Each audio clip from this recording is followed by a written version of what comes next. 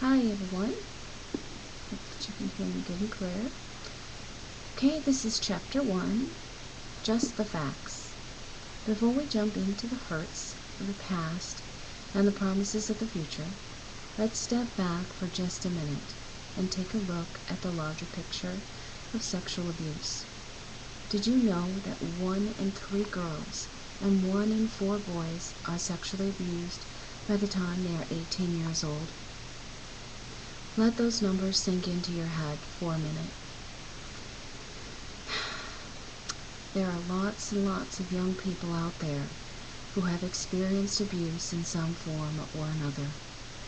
It also means that none of you can It also means that none of you can grow up without having sexual abuse touch your life in some way. Either you will suffer abuse or someone you care about will experience abuse. So you see, sexual abuse affects all teens. That's why it's important for you to understand the facts and the lies about sexual abuse.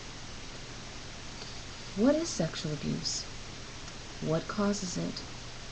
What are the results of sexual abuse? How can you get help? How can you help a friend? That's what this book is about. The best place to start is with the background information, the facts. The terrible truth is that there are many types of sexual abuse, and we use lots of different terms and categories to talk about that. Child sexual abuse. If you are in junior high or high school, you probably don't think of yourself as a child. Well, I don't think of you as a child either. I know you're facing the pressures and responsibilities and decision-making that would scare any adult. I know that the carefree and comfortable days of trust and play seem long ago to you. But the terminology about abuse includes you in the classification, quote, child, close quote. Until you reach the age of accountability that is stipulated by your state laws. Usually that's 18. So, in sexual abuse jargon, you fit the category of, quote, child sexual abuse, close quote. The definition of child sexual abuse differs from state to state, too. We're defining it as any contact or interaction between a child and an adult when the child is being used for the sexual stimulation of the perpetrator or another person. That means any contact or interaction, including fondling, oral sex, intercourse, and the exploitation of children or young people used in pornography. The perpetrator. The perpetrator is the person who initiates the sexual abuse. Right away, you have a picture in your mind of what that person, of who that person or persons was for you.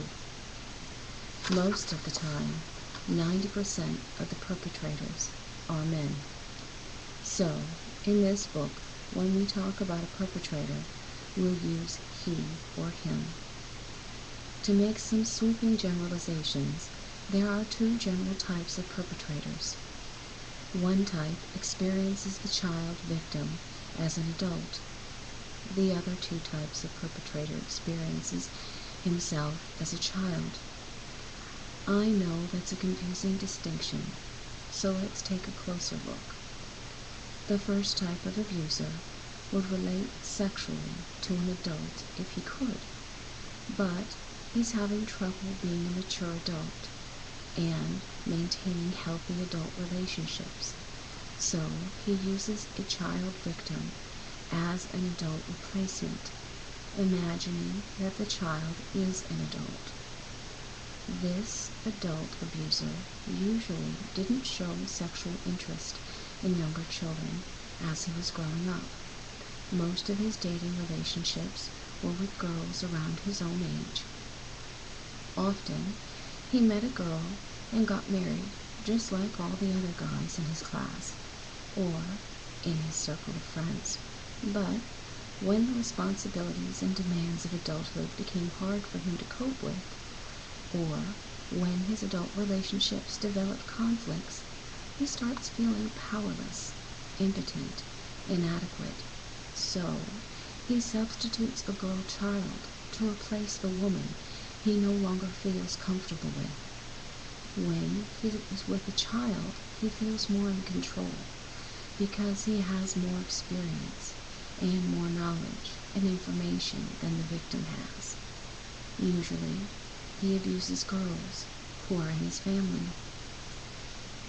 Those who abuse with their own families, who see their children victims as an adult, are referred to as intrafamilial or incest abusers.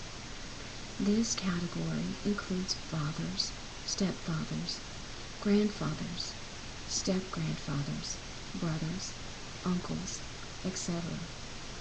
Later in this book, we're going to read about Angie, whose first sexual abuser was her step-grandfather, whom she called Papa.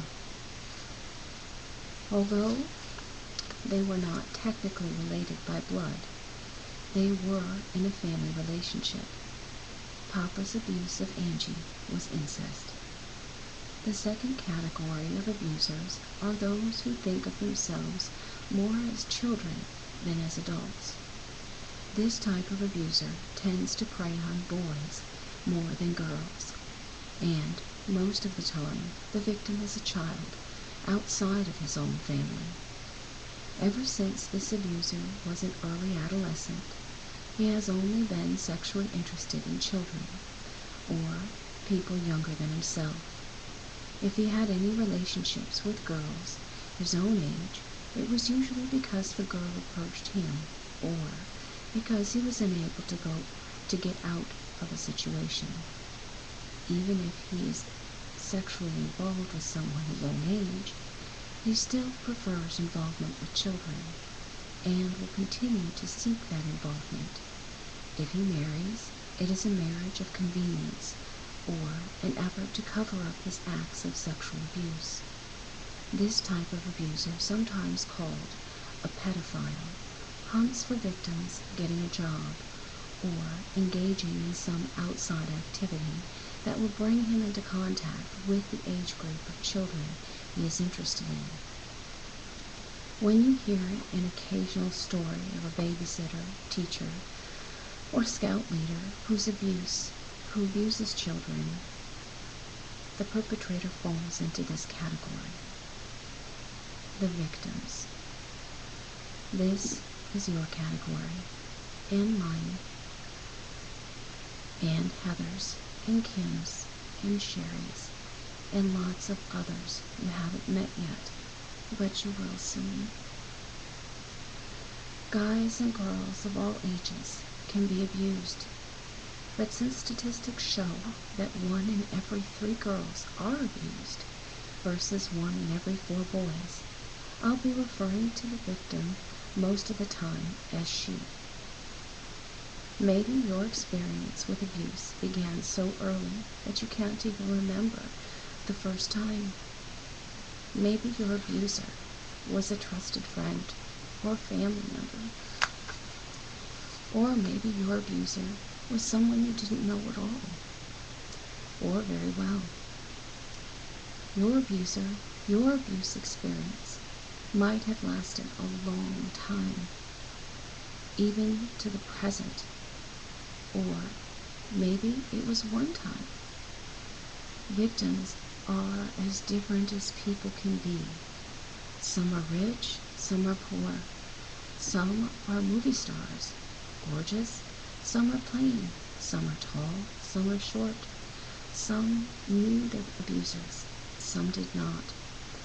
Some were tiny children. Some were already teenagers. Some were blonde. Some were redheads. Some were brunettes. Some were fondled. Some were photographed. Some were raped.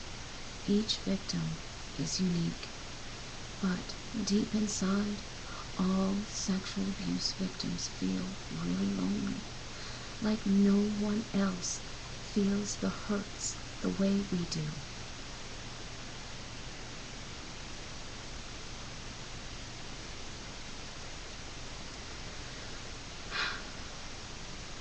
That's how we all feel. That's how everyone feels who's been abused. And do you feel like you're not, do you feel like you're in it alone? Even though it's hard for you to believe right now, remember that there are many, many, many other teens out there who are feeling the same exact way, who are feeling some of the same emotions and experiencing some of the same things you are experiencing or did experience. You'll be better able to accept the truths as you meet some of those teens and some of these teens in this book.